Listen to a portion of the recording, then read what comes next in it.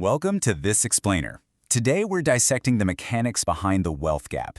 You know, it's a huge question. Why do some people seem to compound wealth effortlessly over a lifetime while others just never quite get that financial traction? Well, we're going straight to the source material today to uncover the hidden levers of financial success. It's going to be a fascinating deep dive. Okay, let's dive into this. Here is our roadmap. First, defining the wealth gap. Second, the role of opportunity. Third, psychology and financial mindset. Fourth, behaviors that build wealth. And finally, your financial path forward. Section 1. Defining the wealth gap.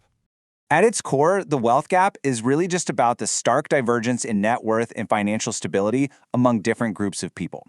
And look, we're looking at this purely analytically right now. We aren't here to debate policy or point fingers. Instead, we're just impartially observing the mechanics of these disparities exactly as they're outlined in our source text.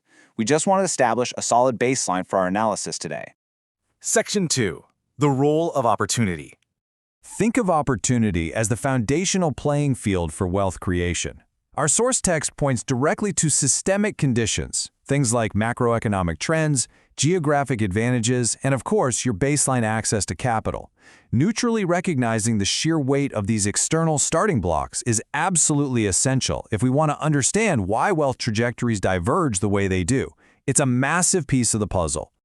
But that leads us to a highly pivotal question. Is access to opportunity enough on its own? I mean, really think about it. If two people are presented with the exact same external circumstances, the exact same economic conditions, do they automatically end up with the exact same net worth? Well, the short answer is no, absolutely not. And that fact signals a profound shift in our explainer, moving us from external realities to internal psychology. Which brings us to Section 3, Psychology and Financial Mindset. Now, what's really interesting about this comparison is how vastly different mentalities lead to entirely different life trajectories. By comparing a wealth-building mindset to a stagnant one, we clearly see that internal psychology really dictates our reality. One mentality operates purely on scarcity, basically viewing money as a finite resource that has to be locked away and strictly hoarded. But the other?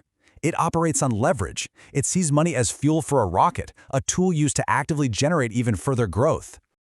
Our source material calls this an eye-opening look at the mindset that creates vastly different financial outcomes, and it really highlights how deeply ingrained psychological frameworks can actually override mere opportunity. Think about it. You can literally have all the access in the world, but without the cognitive framework to actually recognize and act on it, those financial windfalls simply aren't going to materialize. Mindset is, for sure, the true filter for opportunity. Moving right along to Section 4. Behaviors that build wealth. And this brilliantly illustrates exactly how internal mindset and external opportunity must be synthesized through real physical action. Because financial behaviors aren't just random acts, right? They're the execution of tangible habits. We're talking about calculated risk assessment, smart asset allocation, and aggressive saving. These are the actual day-to-day behaviors that act like a giant funnel, taking all that abstract potential and turning it into concrete wealth. Let's see how this builds into a continuous sequence for actually creating wealth. Step 1, recognize external opportunity. Step 2, cultivate the psychological mindset to value it. And Step 3, execute the specific financial behaviors to capture it. It's an unbroken loop. You honestly cannot skip a single step. The environment, the psychology, and the action, the whole shebang, they all have to work completely in tandem. And finally, Section 5, your financial path forward. So the crucial point is this: wealth is definitely not generated in a vacuum. Your specific outcome is the direct intersection of your cultivated mindset, the systemic opportunities you manage to navigate, and the ruthless execution of your financial behaviors. It really challenges all of us, doesn't it? It challenges us to take a step back and audit our own daily decisions. I want to leave you with a provocative thought. How will you align your mindset, opportunities, and behaviors today to fundamentally alter your financial trajectory tomorrow? Because when you start treating these three elements as a connected, actionable system, you literally unlock the door to real compounding change. Thank you so much for joining me for this explainer. Keep analyzing your opportunities and use them to empower your financial standing.